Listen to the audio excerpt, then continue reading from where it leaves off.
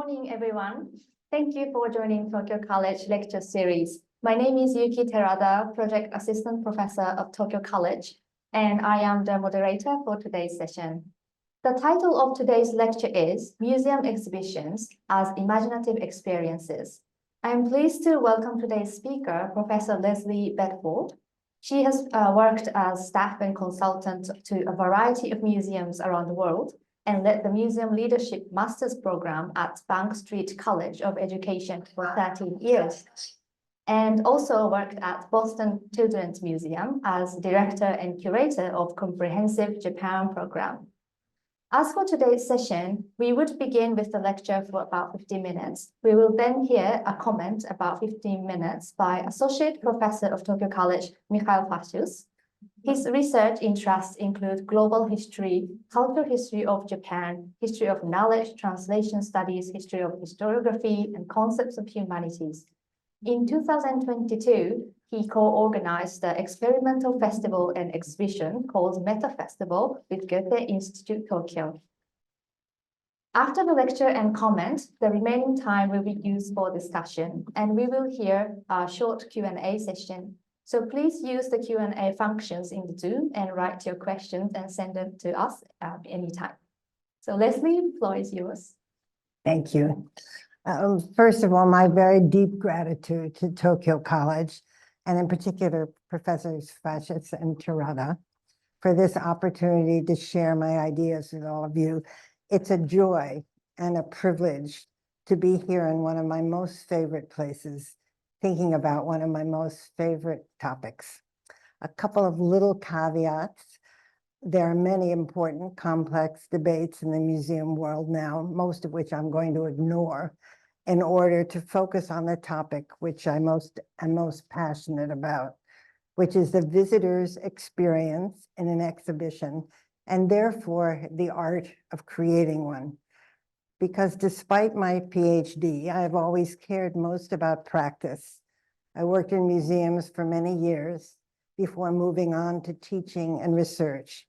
Thus, the lens through which I'm doing my research and this talk is practice.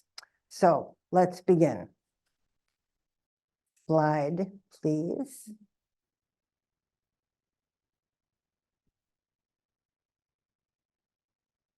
Thank you. The National Museum of Lebanon in Beirut is an archaeological museum with an outstanding collection of ancient sarcophagi.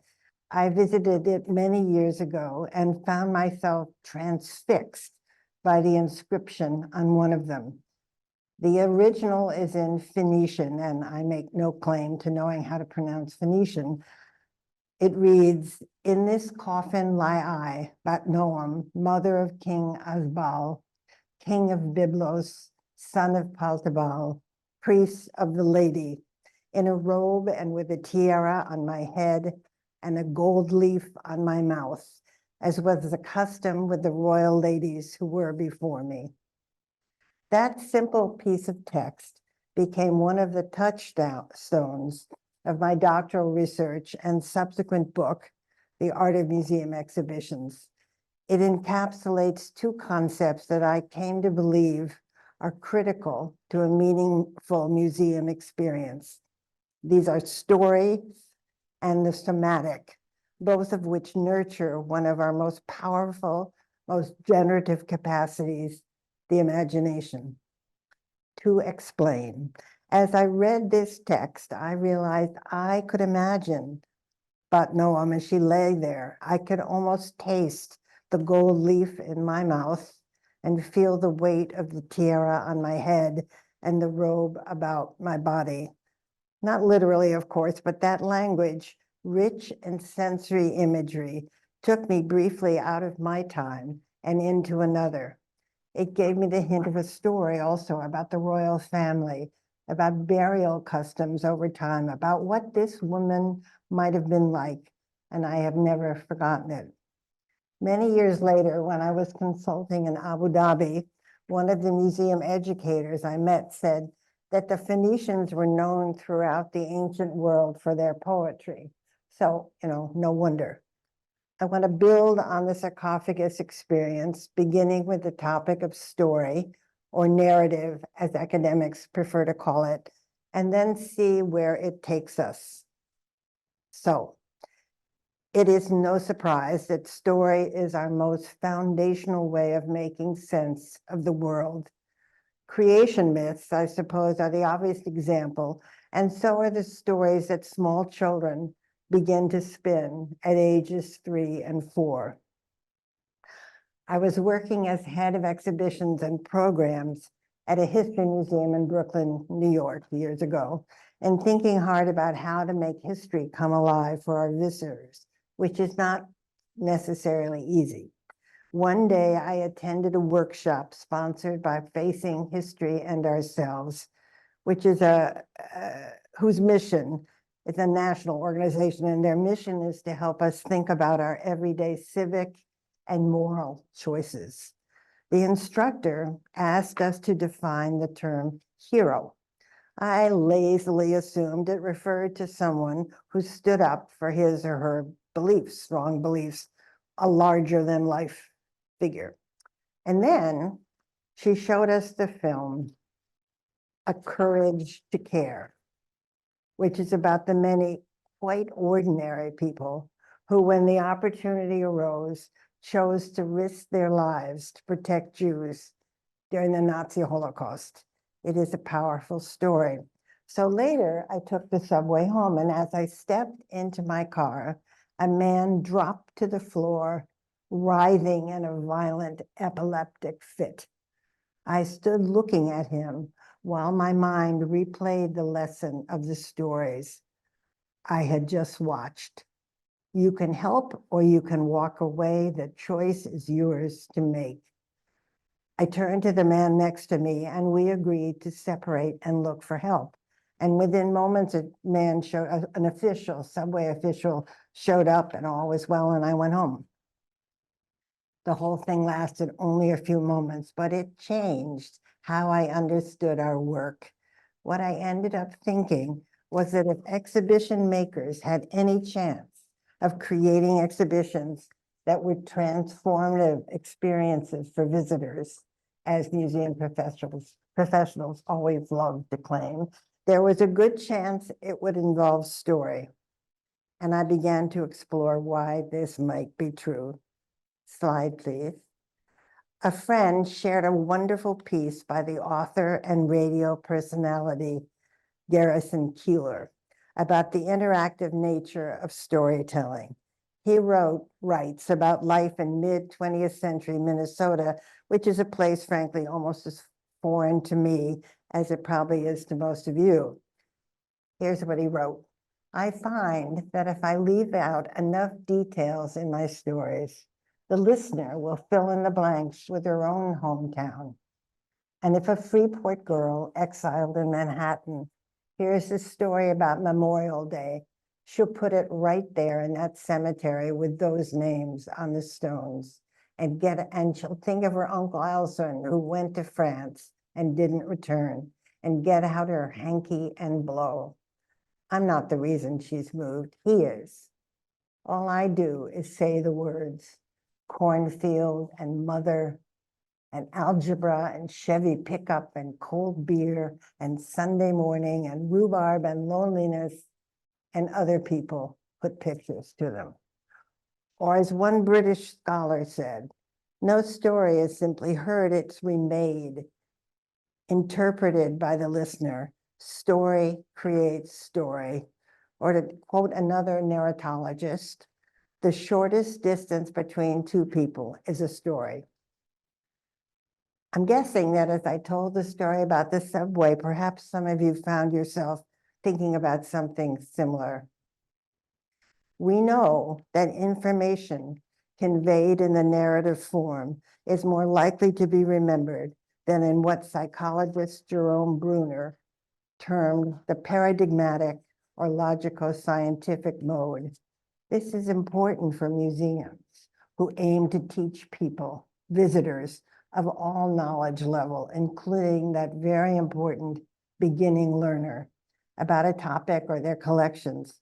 It's important really for anyone whose goal is to educate.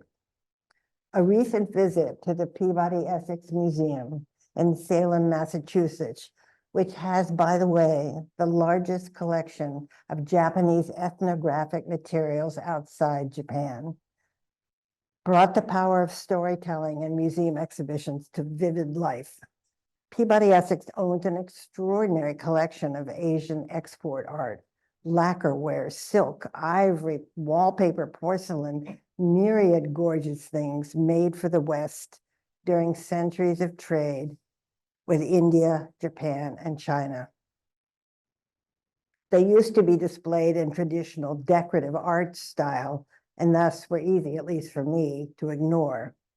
But in 2019, the museum redid the galleries and for the first time basically admitted why they own these treasures, which is because of the opium trade and how it enriched the West and devastated imperial China. Now all content is presented within the structure of an historically accurate and emotionally devastating story, one that the museum points out, one that continues today with our own opioid trade. In other words, storytelling, when done well, is made for exhibition. And incidentally, doing it well is really critical. Too many museum exhibitions are called, for instance, something like The Story of Colonial America or some such. As soon as I see a title like that, my heart sinks because I know I'm going to be bored to death. One must wonder if the goal of an exhibition is narrative, then what is the role of objects?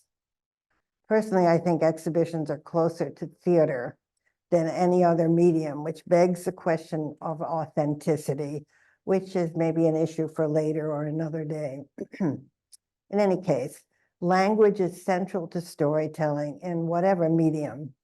I was taken by a piece by science writer Annie Murphy Paul, who explains how language rich in sensory associations, words like lavender, cinnamon, leathery hands, or a velvety voice, light up the primary olfactory cortex just the same way actual experience with these phenomena does, which frankly blows my mind.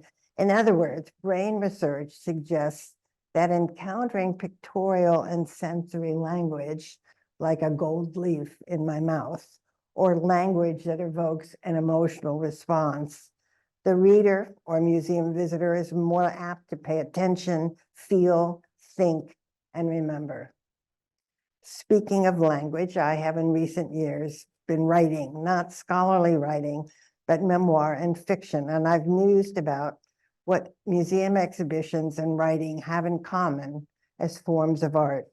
What interests me, for example, is the use of metaphor, resonance, and how the particular can open one up to the universal. And I would love to talk about this at some point. Okay, topic 2, the somatic. Well, we've known for decades that Descartes wasn't totally right in saying, for instance, I think, therefore I am.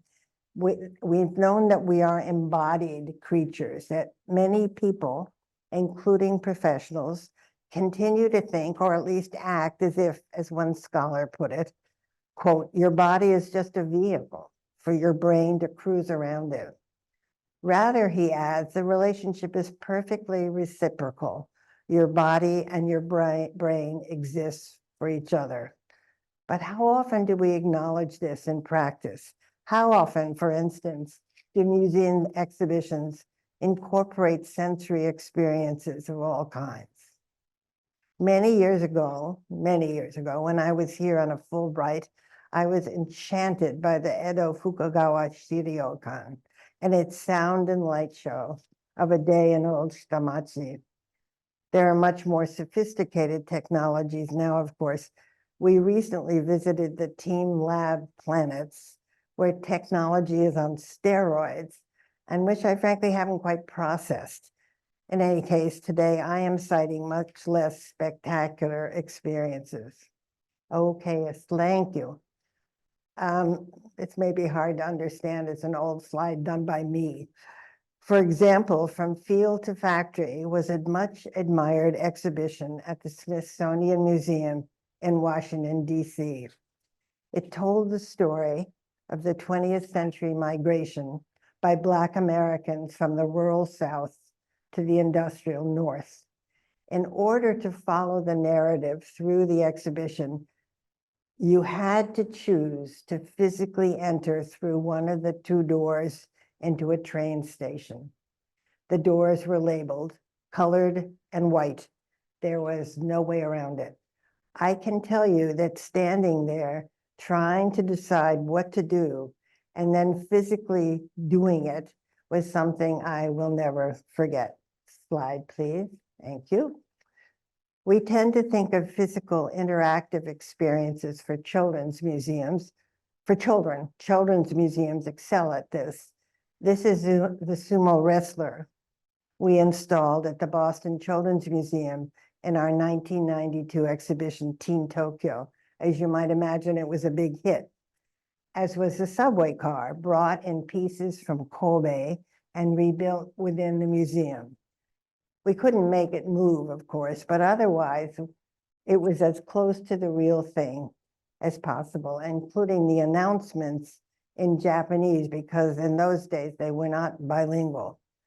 The day I watched a boy staggering as he exited from a moving car, as if from a moving car, was when I knew we had managed to fire his imagination. In his mind and his body, he had been traveling on a real subway.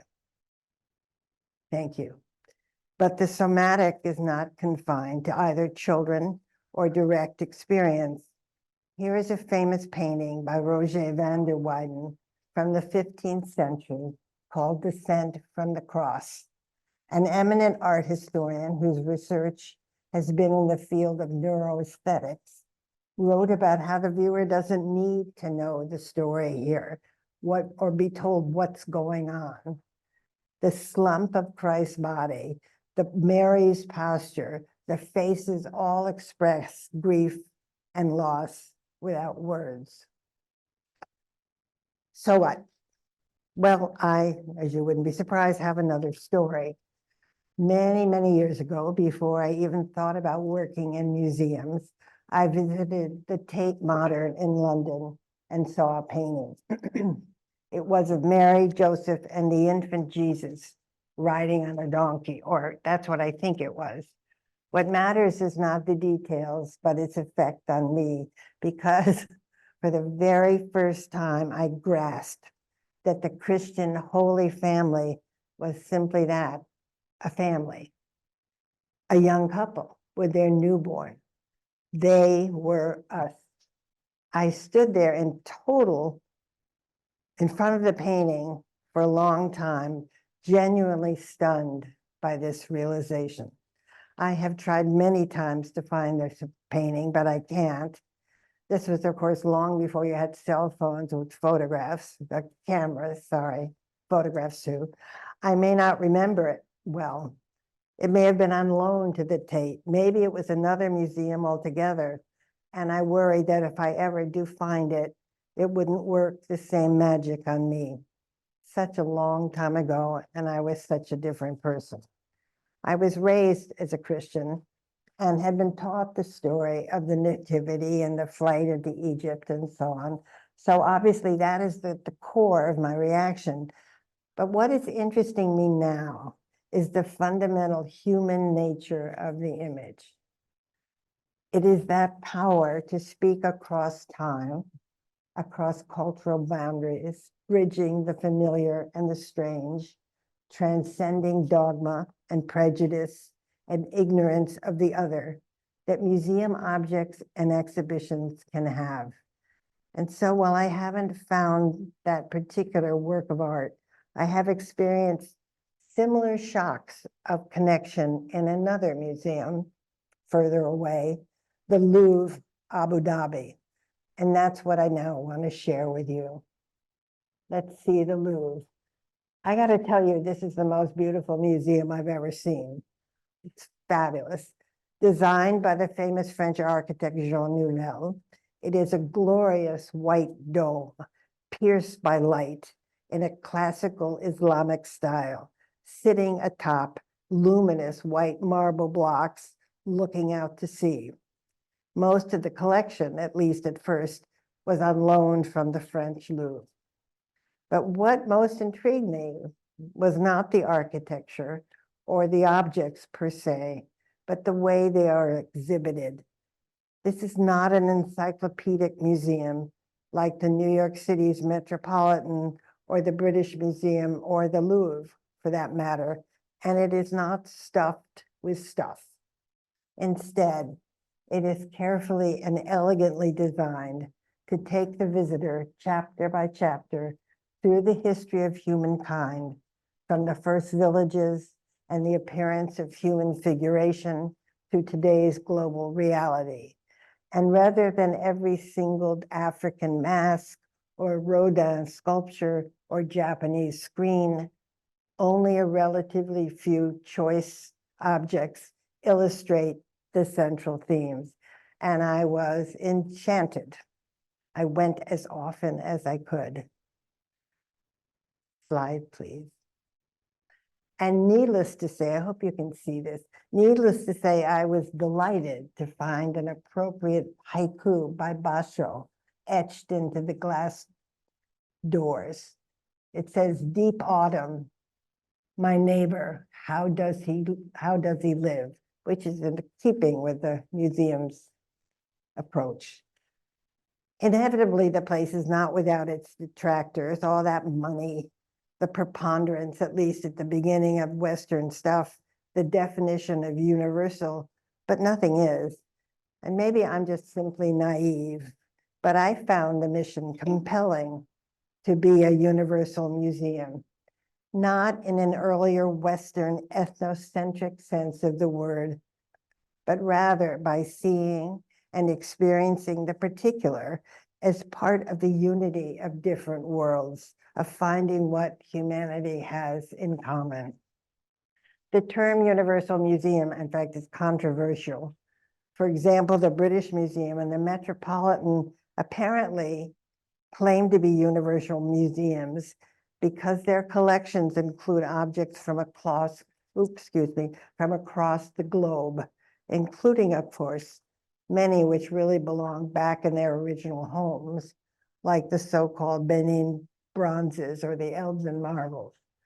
But I am intrigued by the notion that a universal museum is one that provides universal access, meaning a diverse global population can engage with what the museum presents. And also, and very importantly, the museum acknowledges the typically controversial, often violent history behind its acquisitions. Okay, everyone knows that the USA is a deeply polarized society. This is terrifying for those of us who live there as the presidential election approaches. We are probably most divided over issues of race and cultural identity, with terms like critical race theory, woke, diversity, equity, and inclusion, cultural appropriation, so forth, testifying to this divide. It is not my intention or my ability to address this maelstrom, but I am concerned with what's happening in institutions like museums, which are trying to find their way through the contentious thicket of competitive ideas and groups. One of my former students is now the executive director of the new American LGBTQ+ Museum in New York City. Its founding typifies the plethora of new museums built to acknowledge and make sense of the diversity of America, to, as we say, give voice to those who have been left silent for too long. The African American Museum, the U.S. Holocaust Memorial Museum, the National Museum of the American Indian. Next up, the National Museum of the American Latino. And speaking of which, here in Japan, I've just learned, is the Upapoi National Ainu Museum and Park in Hokkaido. This same student formerly worked at the Museum of Man in San Diego, California, which has renamed itself the Museum of Us. Meantime, a museum studies program in Wales has deleted Michelangelo from their curriculum because he is so dead and white and Western. It is a confusing and difficult time, but also one with many opportunities for significant and overdue change, which many museums are embracing wholeheartedly. They are hiring from, marketing to, exhibiting from previously underrepresented communities. And the changes, at least in the museums I am visiting, are highly visible. Okay, but my job is not to talk about the political landscape of museums, really, but of something on a smaller, more intimate scale, like the Beirut sarcophagus and the kind of visitor experience such objects, and on a larger scale, such exhibitions can engender. And perhaps, and I am really only very recently thinking about this, it may be that through such experiences in imagination and its twin, empathy, we can find some paths out of the thicket. This was the question, is the question I have been bringing to my colleagues, both in museum studies and practice, who are on the ground negotiating change.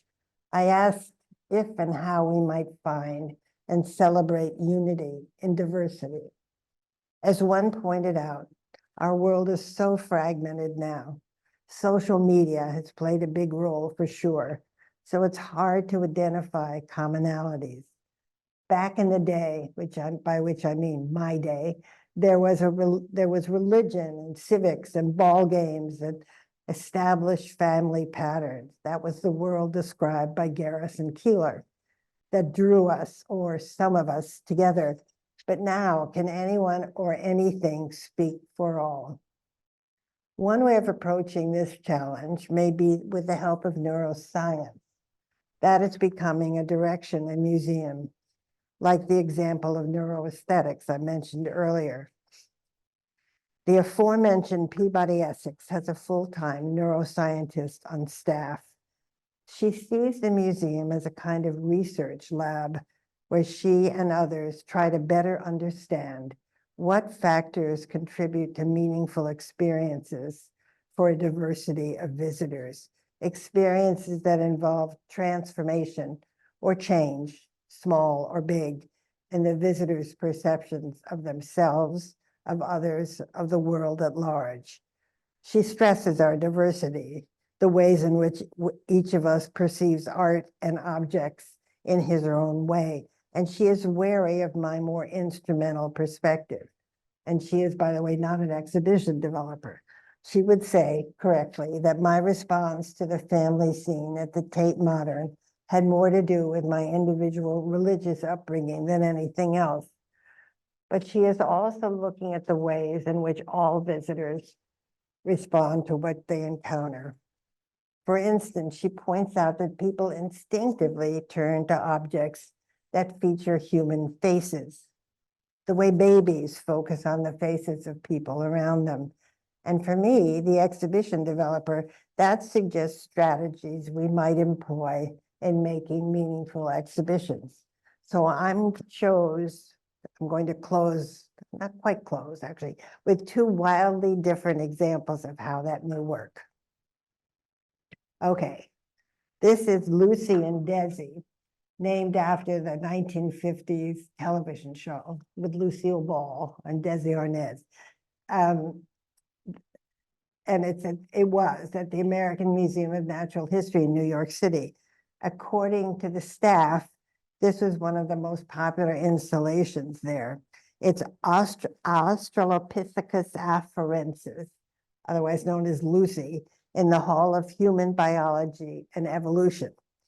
Naturalist, Diane Ackerman has provided an unforgettable description of her own personal encounter with Lucy and her mate, which I'm going to read.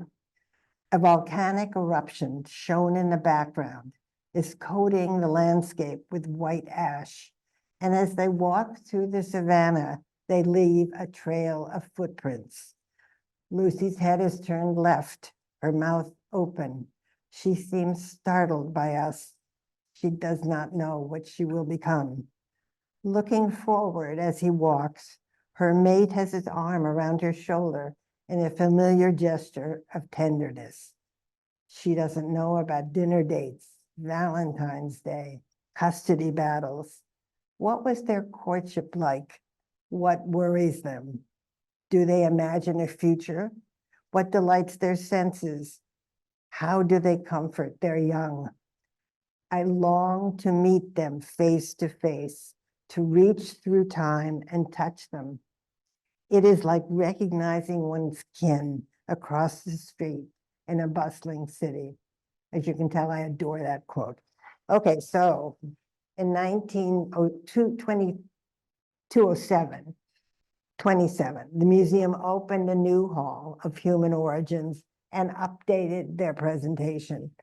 Fortunately, scientific evidence supported the storyline of two figures, one larger than the other, walking together across the plains. Two sets of footprints had been preserved in the volcanic ash for some 3 million years, but the museum dispensed with a rather fanciful backdrop and installed the figures at ground level. So it's rather harder to empathize with these these quite short and more simian figures, but their pose, I think, remains evocative and replete with narrativity. The installation thus meets criteria both of scientific truth and artistic authenticity. Okay, next slide.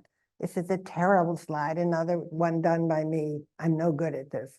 In contrast, here is Australopithecus afarensis in the National Museum of Anthropology in Mexico City. This Lucy stands upright and alone in her display case. A human-like creature, hirsute, but clearly female, lacking any contextual details of setting or companion. There is no way to make the kind of personal connections Diane Ackerman or anyone else less fanciful might make. The museum appears to have little interest in engaging the visitor's imagination and virtually none in creating any kind of aesthetic experience. Rather, the intention, as is most typical in the museum field, is to transmit information visually and through text. There you go. Okay. More recently, when I visited the Abu Dhabi Louvre, I encountered this extraordinary object in the first gallery.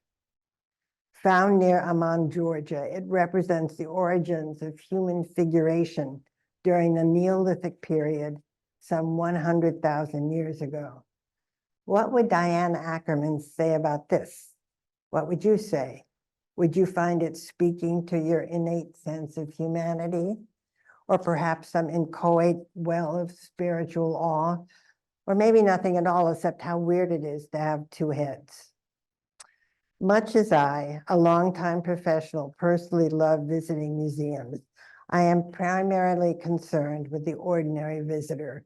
So I'm wondering, what does an object or an exhibition need to have to connect with us or with some of us in a fundamental way, a way that touches our deepest sense of humanity that might engender a sense of commonality? Does it require narrativity, the ability to engender story in the beholder and spark her emotions and imagination? Should it be displayed or described in ways that engage our somatic bodily selves? So with that question on mind, I am going to close with one final story about a story. This past weekend, my husband and I visited the Yasukuni Shrine and Yushukan Museum, where amid all the wall text, mostly untranslated, featuring maps and photos and such, I stumbled on the two galleries featuring black and white headshots of all the service people killed in the Greater East Asia War.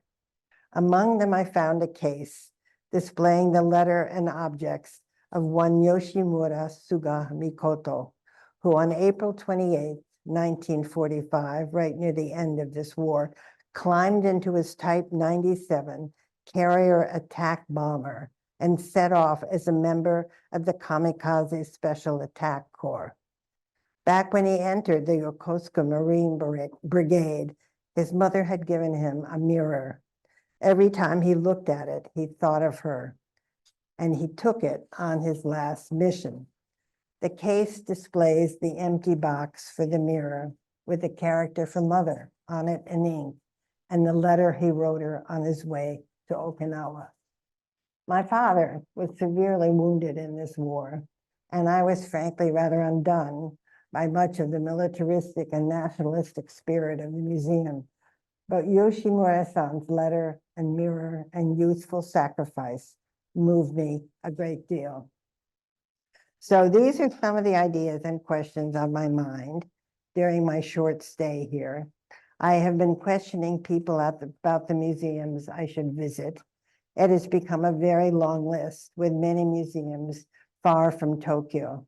So obviously I am going to have to come back, I hope. Thanks so much.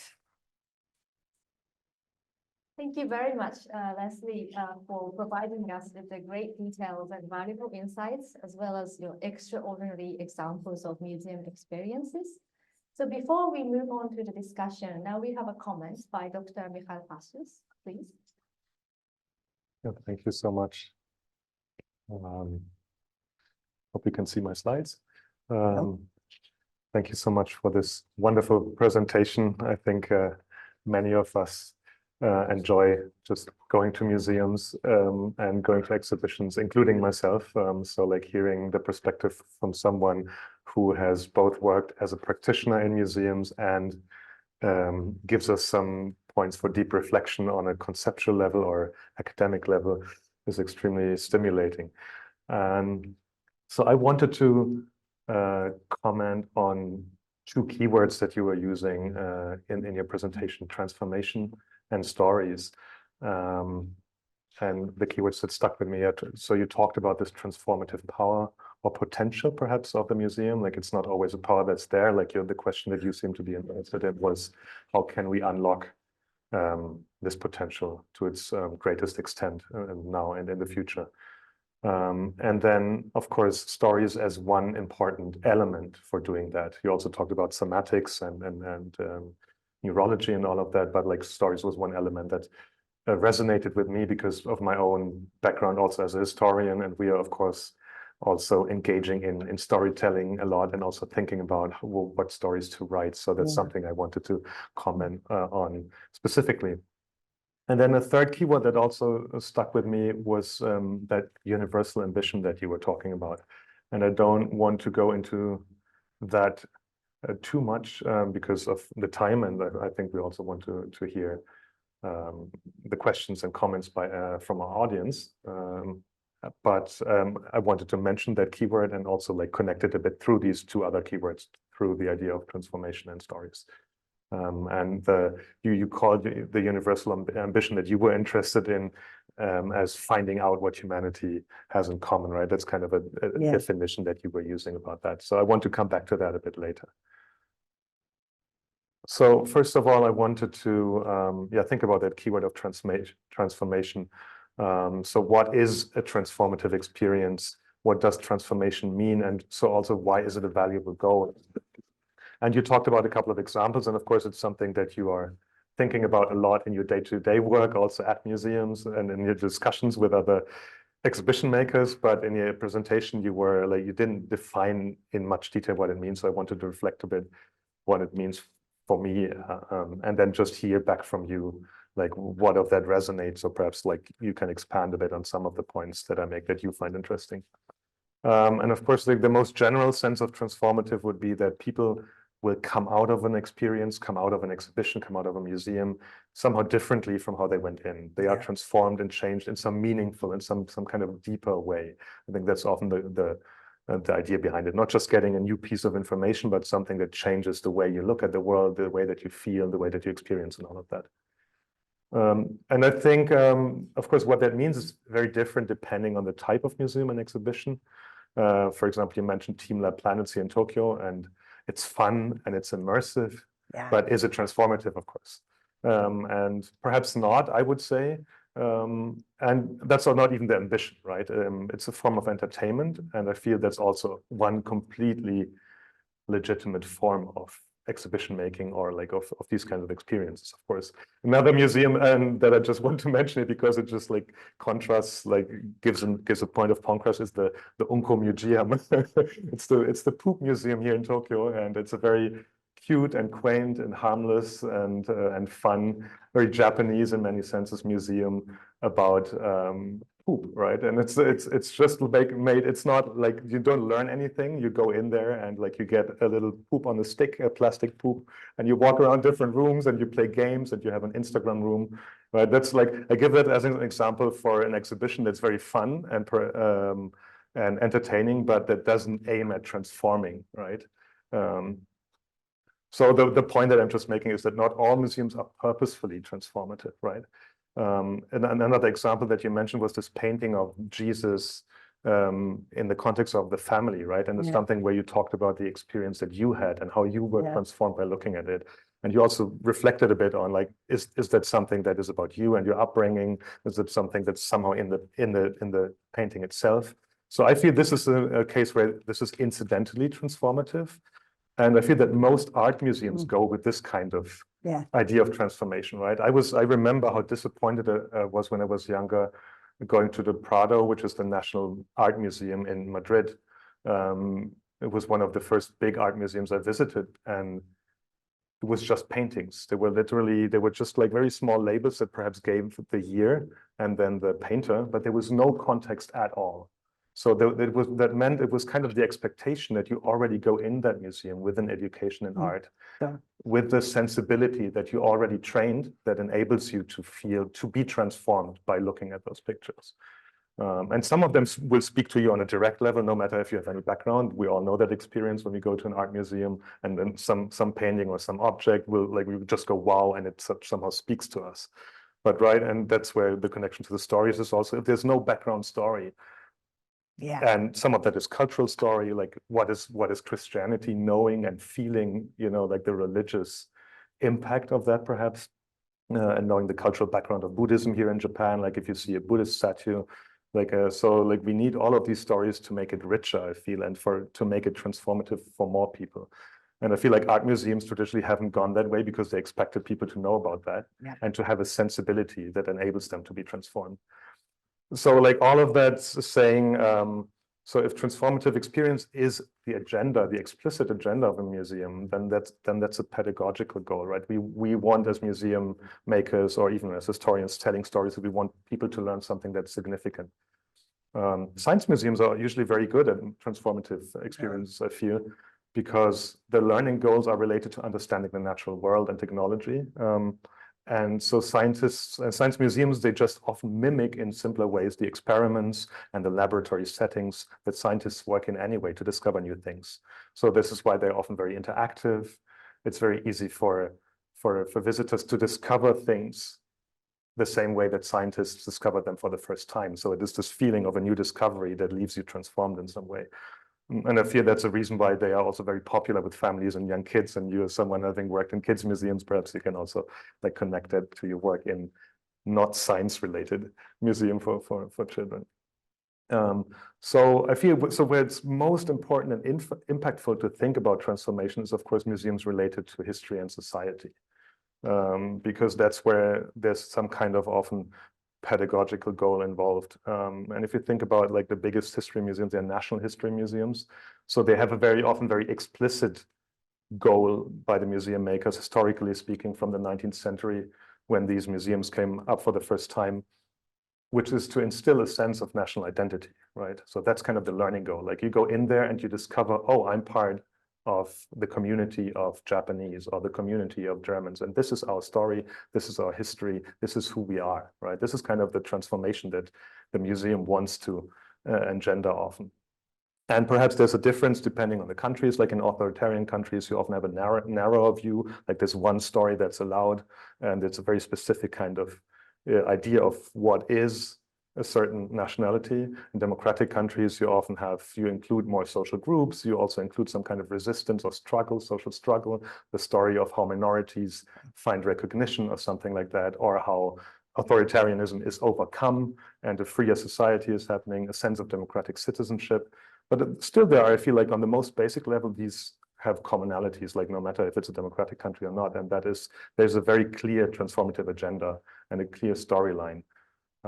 So I just wondered if you could talk about what transformation is for you, also from your practical work, and how these environments, especially in history and society related museum, perhaps like you can talk about the differences also in your experience working for different museums to the extent that we have time and you find it interesting, and how the transformative agenda is different in these museums. The second part I wanted to talk about, and make this a bit shorter, is that you make a point that stories next to somatic experiences are important to engage visitors on an emotional level, right? Not just a cognitive level, not just understanding, learning facts and information, but yeah, being impacted emotionally. So, and if you connect this to the question of universality and transformation that I talked about earlier, and that you mentioned, of course, then the question is like, whose stories are being told, and for which groups of visitors are they being told, and what kind of emotional response do we want visitors to have? What do people learn? And because you mentioned the Ainu Museum, I thought it was very interesting for me going there, the Upokoi Museum, 1 hour south of Sapporo, which was opened, I think, in 2020 or 21, somewhere around that. And then, of course, it didn't have a lot of visitors because of the COVID crisis. But now I think it's also thankfully become more open and popular to visitors because of that. And so the thing is, I felt like it has a very engaging and contemporary museology. It tells the story of Ainu, not just like traditional anthropological museums, as that of kind of a dying traditional indigenous population that has like very, very, like old culture that goes back to the beginnings of humanity and then stops at that. It doesn't do that. Like there's one part showing traditional Ainu culture, but there's another part that is talking about the history of Japanese colonization of Hokkaido in the 19th century. There's another part that's talking about what are Ainu doing today? How do they live? How do they work? Not just this idea that they like have to follow traditional stays of life, but of course they're also Ainu musicians, Ainu office workers, Ainu farmers, whatever, like because they're a normal part of society. And then also how they connect to the indigenous struggle in other parts of the world. So I felt it was a very fresh and contemporary way of telling the story about the Ainu. What I found interesting then is going to Sapporo, there's another museum about the history of Hokkaido, which is the historical village of Hokkaido. And it's an open air museum that where they collected buildings from everywhere, like the historical buildings from the 19th century, and brought them there to create different small village settings that give you an idea how people lived. So that's a very somatic experience because you actually go into those rooms. You go into a 19th century medical clinic, for example, and see how they actually worked back then. The interesting thing, in Japanese, it's called Kaitaku Mura, and Kaitaku, of course, means colonization. So it's a colonial museum, like it's a colonial town, colonial village in Japanese. And what I found interesting about that is that both of these are very great places, great museums, good experiences, and also I feel like offer potential for transformative experiences. What I saw as the main problem is that they are separate. They tell stories about only the Ainu and only the Japanese settler population. There's no way that these museums offer spaces where you can really feel that these stories are in deep conflict with each other, that the experience of the Ainu was like in many ways opposite of that of Japanese settlers. Japanese settlers saw opportunity for a new life, for example. And of course, there was this whole story of Japanese nation building and Japan coming out from this threat of Western imperialization as a new strong power, which is a very positive story. But then there's also, of course, the Ainu story of losing their traditional lands, losing their traditional ways of life, losing their rights to fish, to practice their language and culture and all of that. so like, how do these interact? And they don't. And I feel that's often the problem with many of the stories that we have. And I just want to say that it's also not to critique these exhibitions per se, but to use them as an example to think about the limits of storytelling in many museums with their regards to the potential for transformation and the question of universality. Having those two stories directly next to each other, I feel in many ways it would be very uncomfortable. And for visitors, but also for museum makers. For museum makers, it's a problem often because many museum makers don't want to go there because it seems somehow very political. You know, it's very loaded. You mentioned about how we're all so divided. It's not just in the United States, I feel, but everywhere around the world where we have these very polarized communities that are not even able to empathize with kind of the people with an opposite political opinion. So bringing that in a museum space in a direct conversation is a very dangerous thing to do, I think, of course, in the contemporary situation. But on the other hand, I think we need that uncomfortable experience to learn, to be transformed, and to have the kind of better society that many of us envision. And you mentioned that experience that you had in that museum, where you had to choose if you go into the door for white people or into the door for black people, right? And that's very uncomfortable. And I was just recently, I visited South Africa, and there's an apartheid museum, and they make that even more extensive, because at the beginning of the museum, you have to make the same choice, but it's a whole it's a checkpoint and kind of a cage-like situation where you walk through, where you really feel like, okay, even stronger, you know, like for a longer period of time, you feel this uncomfortableness of the oppressive power of racism, the way that your whole fate is decided by a bureaucracy depending on your skin color. So what I'm trying to say is, I think we need these different stories and these oppositional stories and these polarized stories to somehow come into conversation if we really want to build a new type of universalism that's not just telling a nice story about, you know, like how we have things in common, but that allow us to feel the uncomfortable difference that we have, the political difference, the difference in culture and in viewpoints and all of that, so that we can actually learn to be with that uncomfortableness. And I think that for me would be an idea how the storytelling in museums are often could go further in the future. Okay, I think that's it from my side. So thank you so much. And I'm looking forward to your responses. Wow, thank you. I mean, those are fabulous comments. I feel like we could sit here for the next week. And I'm not quite, I try to keep notes and they're just all over the place. But I think on this issue of transformation, I mean, I think, frankly, transformation means what you said at the beginning. I think it means change. And I think it's like education. I mean, we believe in education because we want to change people. We want them to learn more, ideally. We want them to see other people in different ways. We want them to think, as you were just saying, about, cliched as this sounds, making the world a better place. And I was a little snide referencing my colleagues, but it really got to the point, and I don't know if the case is now, where everybody claimed transformative experiences. You know, it's like, hello, these are museums. We're not talking about an altar or, right?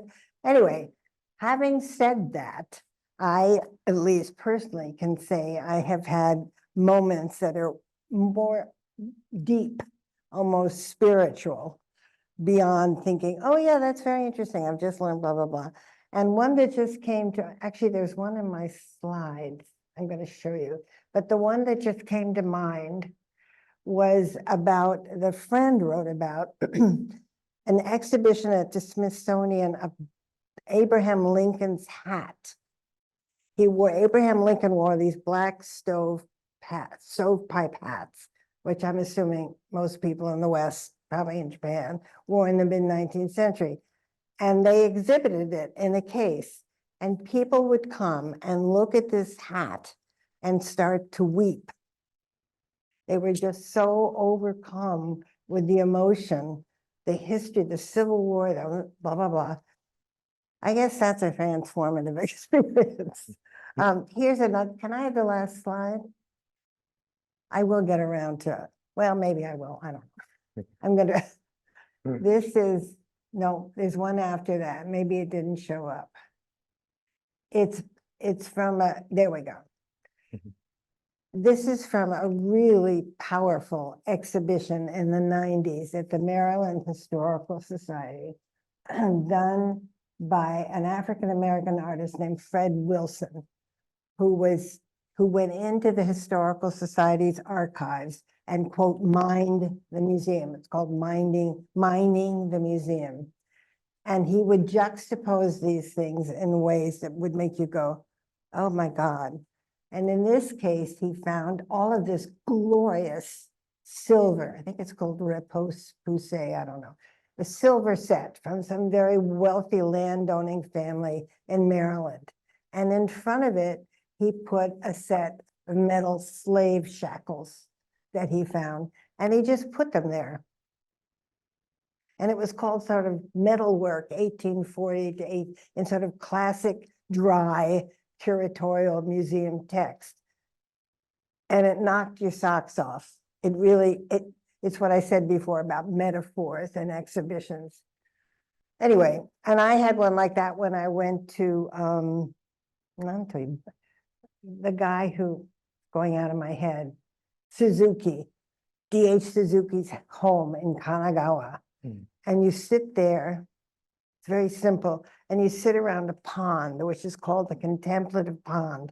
And as you're sitting there, you hear a little plop. And I thought, oh my God, it's the frog jumping deep in the pond. You know, it was so fabulous, so absolutely fabulous. However, mostly I think what museums are is to educate, to help people understand things differently. And what I have always been interested in, and I've said more times than I probably should, is I care about the everybody. I care about the 12-year-old kid who doesn't know anything really about some of these issues. And I care about pulling him in, or his dad, or his grandmother, or his visiting friend from another country. So they'll say, oh, that's really interesting. I'd like to know more.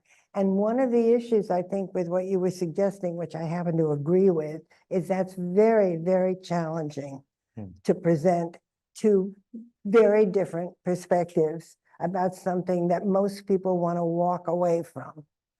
Actually, that's why I said to you the other day, I thought the museum in Berlin, dedicated the memorial to the murdered Jews of Europe, a title which just stunned me. It didn't shy from anything. But of course, you know, that story is an older story, and you're talking about contemporary stories. So I don't know, Mikhail, that's complicated. That's interesting and important and complicated. And the thing about the Prado, I think that's the response of a lot of people going to art museums.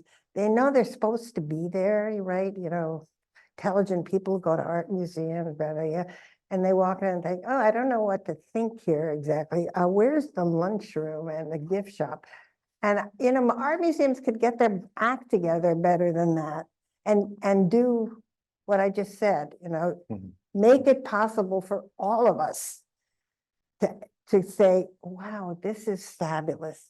And the Metropolitan, ironically, which I go to a lot, I live near it, is just redoing their galleries. They just redid a gallery of modern master paintings to make them understandable, to give them context, to show what some of the issues are. It's just fabulous, rather than wall after wall after wall of Renoir, you know? So I don't know. And then the question of science museums, you're absolutely right about science museums. They're so smart that way. And they have always been much more willing to try new ways of creating exhibitions than others. And sidebar, when we did that exhibit on Teen Tokyo, which frankly was the most wonderful thing in my whole professional life and a big success, so that was great. We developed it with an approach that had been developed at the Boston Children's Museum back in the day when it was a sort of lighthouse. which was a team. And we had people on the team. We had half Japanese and half Americans so that it could be authentic and so that the outsider, like me, would be able to understand.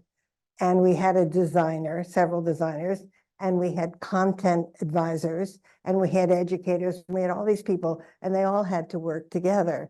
And science museums, that may have come from science museums. That's how they work. They think about the visitor all the time. And what you just said was terrific. You're right. You can go there and you can get an understanding of how experiments are done. The sad thing is I just don't like science museums that much, but nonetheless, I do admire them. And some of us are going to visit this Shodaikan, Niraikan in a week or so. I think it's a really important thing to do. And what else? Whose stories, right? And but the other question is, who's telling them? And TERADA sensei gave me an example of I think he did, maybe it was Yuka sensei, of an exhibition in Scotland about Japan, and nobody on the team had ever gone to Japan. Like, what? So that's beyond belief, but it's a crass example of how the people telling the story have to be those people, right? And we had an exhibition a whole department called We're Still Here. And it was about Native Americans. And it was precisely the point you were making. Native American, whatnot, telephone operators and, whatever. So you said all sorts of great stuff, and I can't begin to respond to it because I'm a little overwhelmed. And I can't even read my notes here. Something about a Jesus painting. Thank you so much. Thank you too. Okay. Thank you so much for your comments and your response. I actually have a few questions from audience, so let me ask you on behalf. So it says, I think each person, not just in museums, experiences transformation in various situations on a daily basis. So how is the common transformation that occurs in museums positioned among various other experiences? And I think this is also coming from the same audience. And then you were commenting on whether a specific museum or exhibition is transformative. So does this mean that you can evaluate whether a museum exhibition meets some sort of criteria? Or I had thought that transformation referred to whether it arises from encounters with specific individuals in the museum. We seem to be deep into transformation here, which I blame you for. Although I guess I did mention it. Apologies. A couple of times. And I'm not sure I follow the thread between those two comments. Would you mind rephrasing it for me? I think the question actually means, transformation, we encounter transformation on a daily basis, not just within the museum. We do? I think, or Somebody thinks, yeah. So what's the difference, or what's more special about the transformation in the museums? And also, I think the follow-up question suggests that if you are talking about the evaluation or criteria that museum could offer, is there any criteria that you might think these museums offer some transformation experiences? No, or more like an individual feeling? I guess, to be honest, I think transformation is not, I said it before, I don't think that's what museums are. I'm so leery of that term because it sounds so spiritual, it sounds so religious. Maybe we need a better one. I don't think that's a criteria. I think there are a lot of criteria for museums, lots of ways in which they need to be evaluated and changed, and some of which I think we just recently mentioned. And I don't think whoever this person is lucky to be experiencing transformations in his or her ordinary life. I don't think I don't know what to say. I got to think about this some more. Do you have some thoughts, Mr. Transformation?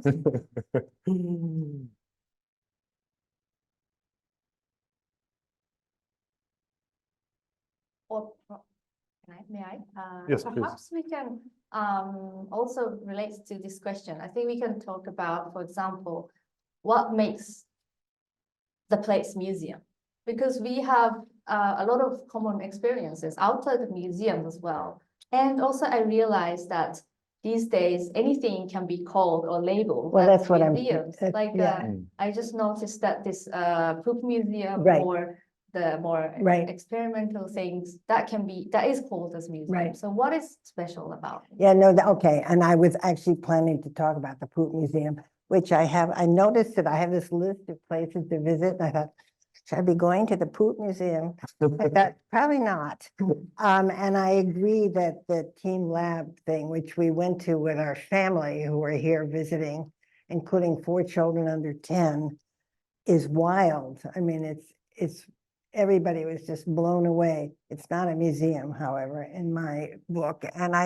But years ago, museums were being told that they were boring and that they needed to look more closely at the entertainment industry, because that's where people were going and that's what mattered to people. And there was a whole thing about marketing and all of that. And it took hold. And a lot of museums, I would say, transform themselves into places that were more about entertainment. And that's okay. But I think it also has meant in some cases, one of which I'm very familiar with, one ends up feeling like content has been just left behind. And I think that's too bad, because I do think museums ultimately are about ideas. That's the origin of the term, I think. And I don't think we have a lot of places where we encounter significant ideas. And the question for me, therefore, has always been, I'm for the ideas. I want to ask, how do you make those ideas come alive for people? And so that's what all my talk about story and language and body and blah, blah, blah is really about. Not the goal, not the why, but the how, yeah. So this. We have another question from audience. What do you think about digi art museums using the digital technology to display an ancient painting of a market fair, with visitors could be in the picture as if they were going through that fair themselves in ancient time? What do I think about using digital technology in a museum where visitors see themselves? I haven't been to one of those, but like the Van Gogh immersion in sunflowers, is that what you mean? I don't know. I need to know what that looks like. What do you suppose he or she is referencing? I'd love to know. This is the largest museum using the digital technology, I assume. But maybe if you haven't been there, you could also talk about Which one? It's in Nanjing, apparently. In China. Oh, It's a digital museum. But I think there are lots of museums who is incorporating a lot of digital technology, where visitors can experience as if they were going through the experiences in the past. So what do you think about it? Do you have any reflections on that topic? I don't know what I think about it. I don't. I think when I wrote my book, which was some time ago, we were beginning to experiment with lots of sort of virtual experience that way through technology, and that's exploded. It's very different now. And when, as I said, when we went to pilot, whatever it's called, recently with the family, and I came out and I thought, I don't know what I think about this. I gotta put it in my brain and cogitate. You know what? I guess in the dark of the night, I worry, and then I think that, Leslie, you're old. You know, you're thinking about this is out of date, but I my encounters and the encounters of other people, I'm not just talking about myself, there's a whole field of people who talk about the visitor experience, at least in Europe too. Those encounters with powerful things and the way they can be presented have changed my life. I've been transformed, I guess. And I don't want that to go away. I don't want that to go away. But it may be that for younger people, given all the technology that they're exposed to, like noise. I was thinking about this the other night. I went to Shibuya to meet some old museum colleagues. I got completely lost in Shibuya Eki. I thought, what's going on here? This does not look like the Shibuya that I knew. And then I looked all around me and everybody seemed to be like 26 years old. And it was so noisy. And I thought, okay, I don't like all this noisy, but I'm not 26 years old. So I'm sort of rethinking this stuff, to be honest. And that is one reason among many why I am so grateful to Tokyo College, because that's what this place allows you to do. It gives you time and space to really dive back into stuff. And many of the people here are doing this every day, but not me. I had been doing other things. So I can dive back into ideas that I've sort of been toying with for some time. And maybe when I come out of this, my time at Tokyo College, I'll be, so wise, nobody will want to talk to me, but probably not. May I add another question, or do you have any response? No, as long as we have. Okay.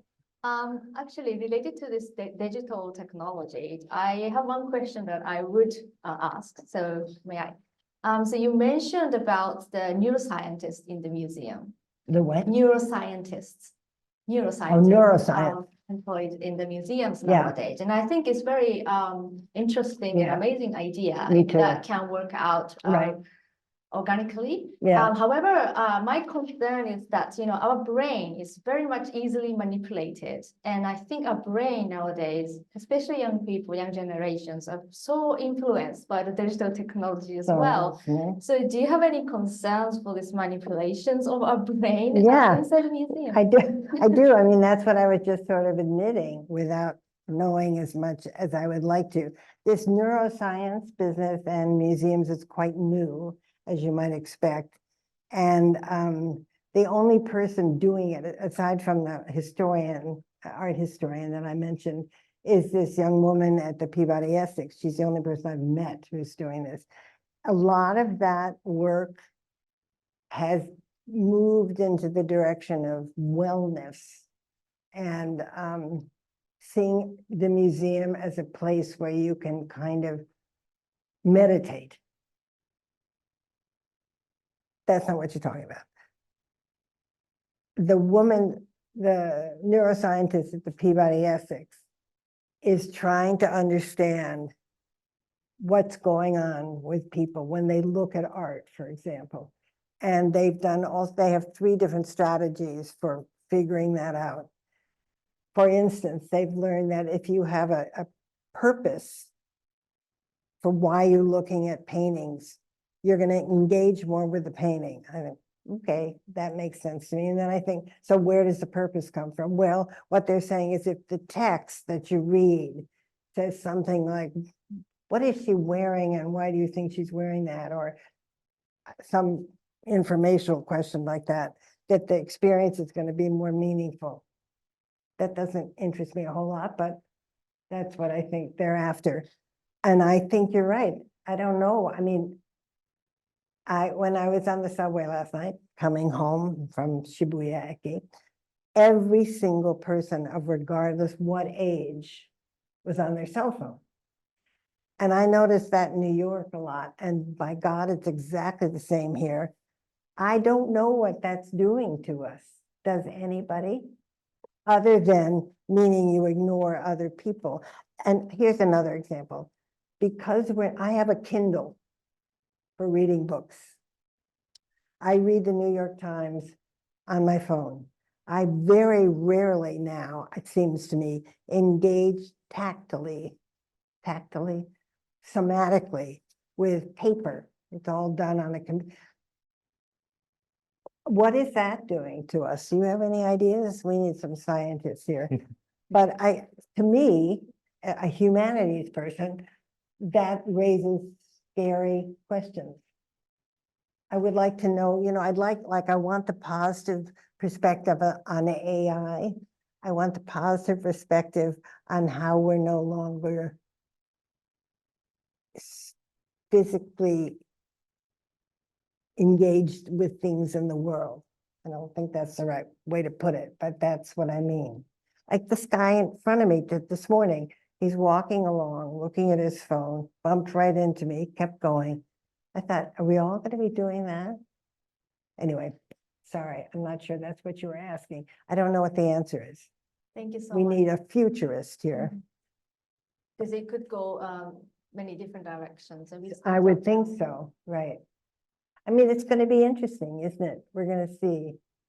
At least you're going to see. Because for the museum to survive, I believe They need have to. incorporate They have to. iPhones and cell phones and They have. I have totally, and I think there are many, many ways that museums use technology brilliantly. I just, there's something else I thought of. I hope you don't mind that. When we were thinking about transformative, and I said, that's dangerously close to, and I brought it up, to sort of religion, and it's a little bit woo-woo. Do you know that term, you guys? Woo-woo. It's a term of art. It means a little. My impression of several Japanese art museums, which I got many years ago, is they're presented as a kind of deep spiritual experience. Like I went to a wonderful show of ceramics at a museum in Roppongi Arts of gorgeous ceramics. I just brilliantly displayed and lit. The whole place was like a shrine. And that's how you were supposed to act. My husband and I were in one gallery talking about the art, and this woman came over and said, "Domo sumimasen, could you please not talk? And could you please not take photographs of this?" And I thought, where am I, in church? So that's aiming for some kind of transformation, but not the one that I think we're talking about. Since we still have time, I think I have time to pose some additional comments and questions. Some audience says, I agree on the importance of stories that inspire imagination and the significance of the transformation in museum exhibitions. Visitors who have transformative experiences will understand the value of museums and its exhibitions. So being able to have a valuable experiences that changes our view of the world can be said as a significant social value of museums. However, I think it's challenging to share this with people who haven't had the same experience. Yeah. So to demonstrate its significance to a society and to support the operations of museums, I believe it's necessary to conduct evaluations, verifications, and analysis, and to visualize the results of the attitude change. And I would like to hear your thoughts on the methods and any practices for this.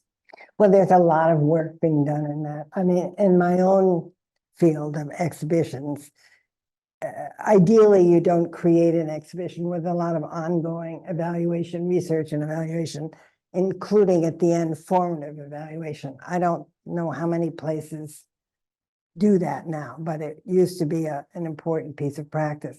But the other is also being done. And I have an old friend who is in Glasgow, Scotland. He was the director of two museums there, tremendously intelligent thinker. And he has done a lot of research on the social value of museums. And he would say that despite the fact that museums have gotten better at providing public access to everybody, which was a foundation of social change, there's this huge gap about people who go, and the major gap comes from educational level. I think, okay, and that's part of what that person was saying. But there's also been, this is so interesting. The point has been made that going to museums or any other cultural activity, a concert, or even reading a book makes people happier. I think, okay, that's got to be of social value if it gives you some sense, heightened sense of well-being. So how do we, first of all, how do we measure that? I don't know, because I don't know statistics. And secondly, how would you work given that premise? What does that mean you might be doing? It's a good question. I agree. I don't know the answer. And another following up questions. So as you actually mentioned, this person also says there are many experiences such as reading and watching plays and sports that can sometimes bring significant personal experience and transformations outside of the museum. So while stories might be a common element in all of these experiences, I think that the somatic aspect includes unique features, something specific to museum. So could you please tell us if there is any special value to the somatic experience in museums particularly? Is there any special value in museums? The somatic experience. The somatic experience, I mentioned that simply as a strategy for helping people pay attention and learn more and be entertained and engaged and be transformed and all of that. I mean, the guy I quoted from about how Descartes really made a huge impact on Western, at least, thought.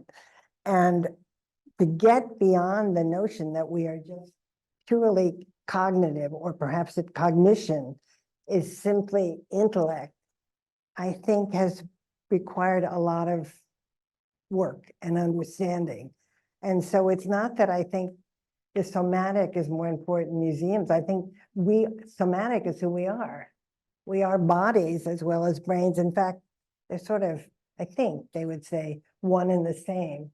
And we've emphasized the brain at the cost of the rest of us. Yeah, this is just more and more understood to be a truth, right? Like in medicine, they're paying more attention to what our bodies say than they used to. So I don't, sports aren't somatic in museums or not. You know, that's the nature of human beings. I'm not sure I answered that in a good way, but that's what I understood. And I think I have time to also read some comments. I think it's a Japanese, we've been talking a lot about the transformation in this discussion. Right, I feel transformed, frankly, by this morning. And then one of our audience suggested that maybe in Japanese, we use kizuki as a translation of transformation, probably because kizuki is also translated as awareness or realization. So probably that's interesting translations of transformation. Suzuki? Kizuku. Kizuku, hi. Is the verb. Say realize or notice, or so it's kind of discovering something. Well, you two are the expert Japanese speakers. Does that make sense to you?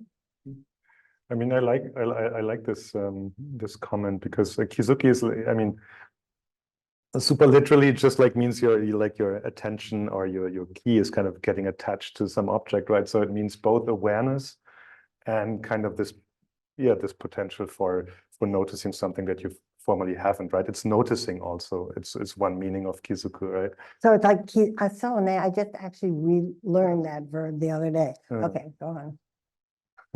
No, so I just like the idea. It's kind of a softer, like as you said, transformative is a very big word, often like abused or like it's not clear what it means. So I feel like in that sense, this Japanese word is perhaps even an alternative to that because it's much more grounded, right? It's kizuki, like you're becoming aware of something that you previously weren't, right? And that sense of awareness of okay, this is something new. That it's a bit softer, but it's also a bit more grounded in like how It we actually doesn't experience claim, things. it's not so Exactly. august. Yeah. That's interesting. I just learned, going through the subway system, I bought the wrong ticket. And she came running out to tell me I get another ticket. And then when I wanted to say to her, thank you for noticing, I didn't have the verb, and she taught it to me. So that's a coincidence. Yeah, I'll have to try that. But I don't, noticing is too weak in English. Observe is very passive. Nah? Becoming aware. Becoming aware. Becoming aware. Hi. It's always interesting to see the words, which is very difficult to translate. Yes.